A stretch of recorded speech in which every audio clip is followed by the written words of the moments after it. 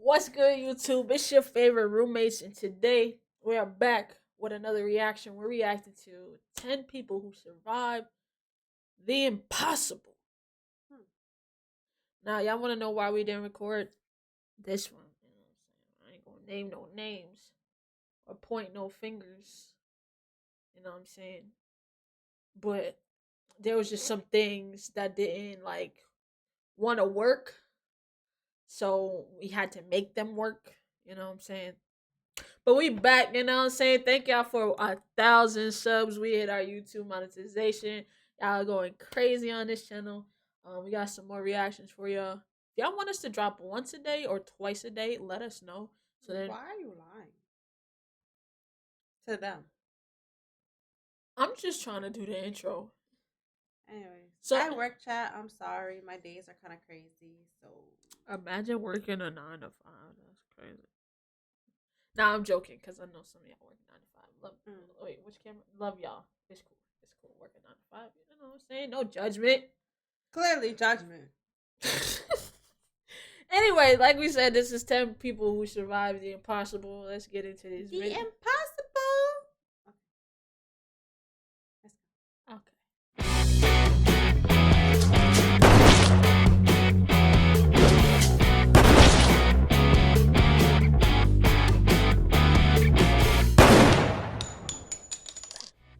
22-year-old Vesna Volovic did the impossible when she emerged alive after a 33,000. I think I could be Russian. Just play the damn video. Yeah, my damn nerves. I think I could be Russian. I feel like I could. 1,000-foot fall, entering the Guinness Book of World Records for surviving the longest fall without a parachute. Vulovic was a stewardess on an unfortunate Yugoslav Airlines flight from Copenhagen to Belgrade, during which the Ustash separatist group planted a bomb in the cargo. As the bomb went off, the plane crashed into the mountains, killing all 28 passengers and the entire crew, except for Vesna. She was hospitalized with a fractured skull, 2 broken legs, and 3 broken vertebrae, but managed to survive and lead a full life afterward. Croatian music teacher Fran Selak has had more than a few meetings with death and survived all of them. Reaching the age of 85 was not a smooth ride for Selak. At the age of 33, a train Selak was on flew off the tracks into an icy river, killing 17 passengers, but not him. With a broken arm, Selak survived this close call, only to find himself in a plane 1 year later flying across Croatia. A door on the plane was blown away, and Selak was blown out of the plane with it. Believe it or not, he survived by landing on a haystack. Only 3 years later, he was on a bus, which plunged into the river and killed 4 people. But of course, right, I'm just not leaving the house. Like, bro, just my luck. Bro. Right. Like, man survived a plane accident, a train accident, a bus accident. My luck, I died because I choked on a fucking 3 teaspoons of water or some shit. You could choke in a teaspoon of water. You ain't ever, boom. You know how you drink and then it goes. You feel like it goes down wrong, and you choking. That's pretty much drowning. Do you not know that? Yeah. Okay, so if you drink 3 teaspoons of water and it go down the wrong, if you don't get it correct, you can literally, that'll be your cause of death would be drowning. The more you know, you know. Okay. I don't like her energy today. I'm not gonna hold y'all chat. I don't like your energy. I'm not feeling it. I'm not feeling your energy. Anyway. I was just saying okay to what you were just saying. Like, your motherfucking energy, nigga. I'm not feeling it. I keep changing the color. See, that thing is back in my eye. I'm trying to change, like, alright, there we go. I just have to keep my head like this. But, like, maybe, like, bring that. Like that, like that. Then this, like that. Oh, that's too bright. That down. Boom. Alright, boom. There we go. Yeah, but yeah. The more you know, right? Learn something new today. I'm scared to like drink water. I had to say that. So you just gonna die because you were scared to die. Yes. Okay. Not him. At the age of 41, the fuel tank in his car exploded, but he managed to react in time and escape certain death. Again, the same incident unbelievably repeated itself just 3 years later. 20 years after that, Selleck survived one more car explosion and another bus accident, only to win the lottery and become a millionaire in 2003. He is truly the most unlucky, lucky person of all time. No, bro. I need Stella proof. Maris College's Old Christians rugby union team from Uruguay had a mountain peak named after them when they tragically crashed into it while flying to Chile to play a game. The Glacier of Tears killed 12 people, leaving the others roaming through the vicious Andes on a temperature of 30 degrees below zero. Running out of the scarce food reserves they had, the survivors lost all hope when they heard via radio that the search for them had been called off. In the harsh conditions, they started dying off one by one, with the last ones standing eating their deceased friends, in a desperate attempt to keep on living. Two of the bravest people managed to reach Chile on foot and inform the world that a group of 16 people were still out there, having survived an incredible 72 days. Anatoly Bugorsky worked as a researcher at the Institute for High Energy Physics in Prodvino. While checking a malfunctioning piece of equipment, a beam from the largest Soviet particle accelerator measured at about 200,000 rads went straight through his head. Bugorsky's face swelled up beyond recognition and started peeling off. The beam burned through parts of his face, his bone, and the brain tissue underneath. Astonishingly, although only 500 rads would normally be enough to kill a person, Bugorsky survived. His intellect was undamaged, and he continued his scientific career with much success. He did. That's your problem. Y'all get into these accidents and then keep doing the same. Like that should be your cue. All right, let me get the fuck. Cause ain't no way. I'm not leaving the house. I'm not doing nothing. Nothing. No. Nothing. Like, why? Why would you even do that to yourself? You know? Crazy.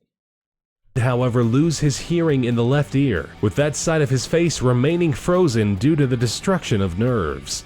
Damn. Roy Sullivan was a ranger in Virginia who made it to the Guinness Book of World Records by surviving being struck by lightning 7 times. Each strike did leave him scarred through. The lightning left him with minor injuries each time, such as the loss of a toenail or burning off an eyebrow. But some of the incidents had more serious consequences, such as setting his hair on fire, searing a shoulder, or leaving him with chest burns. Ironically, after a series of miraculous survivals, Sullivan ended his life at the age of 71 by suicide, apparently out of reasons unrelated to his bad luck when it comes to storms. That's Joe Simpson crazy. and Simon Yates dared to set on the mission of scaling the west peak of the Ciudad Grande, 20,814 feet high. The mountain is part of a mountain range in the Peruvian Andes. The ascent was made famous by Simpson's book Touching the Void, in which he describes the climbing and the falling. Simpson was wounded and fell 100 feet into an ice crevasse. He managed to survive and crawl back up to base camp. It took him 3 whole days. Oh, look at his lips. Truman Duncan had the most horrific accident you can imagine. And just take me out. Like, yo, 3 hours in, I would have quit. I'm done. Just let me perish. Even 3, look it out. No, I'm not doing it. I am not. I'm sorry, bro. I don't care my life on the line. Shit. If it's my time, it's my time. I'm not gonna fight nature at this point. I'm not fighting nature. No, sir. Oh, hell no. See, what? And the thing is, the universe knew not to put me out there in those situations because I would. Whenever I think I'm gonna do something, hey, don't even do that because you know if you gotta fight to survive, you're not fighting. I'm like, all right, you cool, you got it, universe. Then I don't go. No.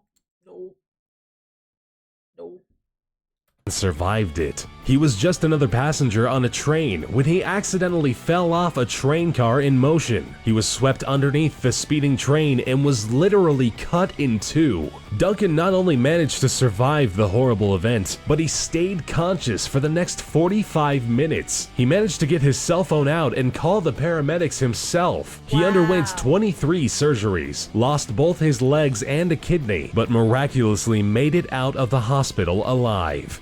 Golly. Aaron Larston was on a canyoneering trip in Blue John Canyon when a boulder fell on him. The boulder pinned his arm down, making it impossible for Larston to move. He tried to lift and break the boulder. They made a movie about this. I believe, if I'm not mistaken, there's a movie about this. What's it called? I don't know. But I think I don't know if it's the same incident, but I think he had like his dog with him, and he was, you know what I'm talking about? Yeah, but I don't know. Like I can't think of. I saw that shit once. Yeah. And I think this might be the same incident. But after 5 days, he realized it was no use. Dehydrated and delirious, Larston finally got the courage to amputate his own arm. He managed to snap his own bone and eventually cut his arm off entirely, finally freeing himself from the boulder.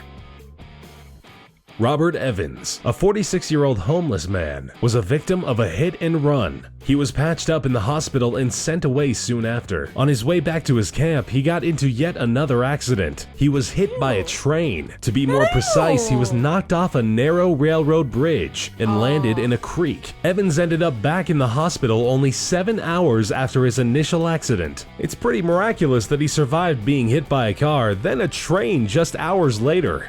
Like in the same 24 hours. Marlo Prosperi took part in a 1994 marathon called the Marathon of Sands. Taking place in Morocco, the marathon was unfortunately swept away by a sandstorm, which caused Prosperi to lose. That is scary, bro. A sandstorm, bro. I don't know if I can get like a rainstorm, snowstorm, anything, but like I ain't never experienced one of them. Don't plan on it, bro. Cause it's just like. You just like can't see like anything, nothing. You breathe in. Listen, I got asthma. That's not gonna cut it. I breathed in once during dead. That's it.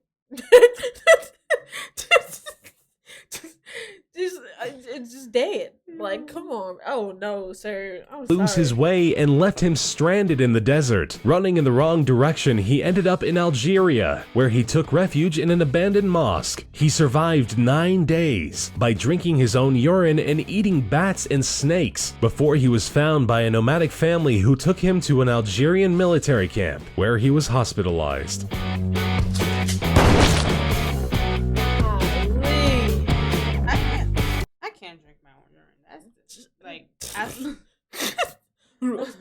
I don't care how thirsty I am. I can't. I thought. Yo, then imagine being a girl on your menstrual. Oh, nothing else. Oh God, I would be gross, fucking gross. I'm dying. I don't care. Take me out. It's my time. Y'all know how. If it's my time, it's my time. Simple as that, man. But yeah, that was the end of that video. Hope you enjoyed our commentary. Yeah. So what they gotta do? I did the intro. I mean, you can do the outro at least. Here we go. I guess. Don't forget to like, subscribe, and talking to the microphone, please. Oh my God, you always make me do this stuff. I don't like it. Do it. Come on. Okay, guys, don't forget to like, subscribe, and comment down below. Whatever. Whatever video you want us to react to. Subscribe. Don't forget to subscribe. I hate it here. Subscribe. But you know, like, I like with my Spanglish and stuff, my words just be all over the place. So, excuse me, please. But don't forget, subscribe. Yeah, but we got one. Goodbye.